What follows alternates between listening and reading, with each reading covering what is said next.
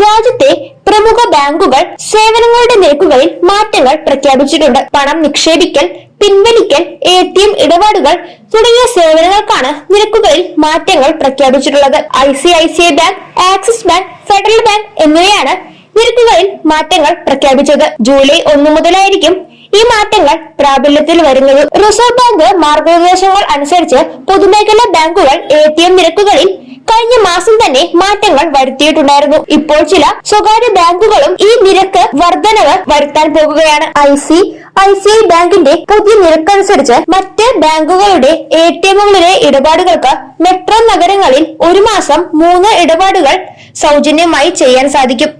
മറ്റെല്ലാ സ്ഥലങ്ങളിലും ഒരു മാസം 5 ഇടപാടുകൾ സൗജന്യമായി ചെയ്യാൻ സാധിക്കും. സൗജന്യ പരിധി കഴിഞ്ഞാൽ സാമ്പത്തിക ഇടപാടുകൾക്ക് 21 രൂപയായിരിക്കും ഈടാക്കുക. സാമ്പത്തികേതര ഇടപാടുകൾക്ക് 8 രൂപ 50 പൈസയും ഈടാക്കും. ഈ നിരക്കുകൾക്ക് GSTയും ബാധകമാണ്. GST ഒഴികെയുള്ള നിരക്കാണ് ഇപ്പോൾ പറഞ്ഞത്. ആക്സിസ് ബാങ്കിന്റെ പുതിയ നിരക്കുകൾ അനുസരിച്ച് ജൂലൈ 1 മുതൽ മെട്രോ നഗരങ്ങളിൽ പ്രതിമാസം 3 ഇടപാടുകൾ സൗജന്യമായി ചെയ്യാൻ സാധിക്കും. മറ്റു നഗരങ്ങളിൽ പ്രതിമാസം 5 ഇടപാടുകളുമാണ് സൗജന്യമായി ചെയ്യാൻ സാധിക്കുക. സൗജന്യ പരിധി കഴിഞ്ഞാൽ സാമ്പത്തിക ഇടപാടുകൾക്ക് 23 രൂപയായിരിക്കും ഈടാക്കുന്നത്. സാമ്പത്തികേതര ഇടപാടുകൾക്ക് 10 മുതൽ 12 രൂപ വരെയും ഈടാക്കും. ഈ ചാർജുകൾ എല്ലാത്തരം അക്കൗണ്ടുകൾക്കും ബാധകമാണ്. ഫെഡറൽ ബാങ്കിന്റെ ATMകളിലെ നിരക്കനുസരിച്ച് അപര്യാപ്തമായ ബാലൻസ് കാരണം നിരസിക്കപ്പെട്ട ഓരോ ഇടപാടിനും 25 രൂപ ഈടാക്കുന്നതായിരിക്കും. സൗജന്യ ATM ഇടപാട് പരിധിക്കുള്ളിൽ പോലും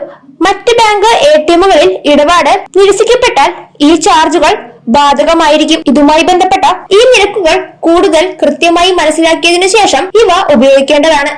ഈ കാര്യങ്ങളൊക്കെ ശരിയായ രീതിയിൽ തന്നെ മനസ്സിലാക്കിയതിനു ശേഷം കൃത്യമായി തന്നെ കാര്യങ്ങൾ ചെയ്യുക.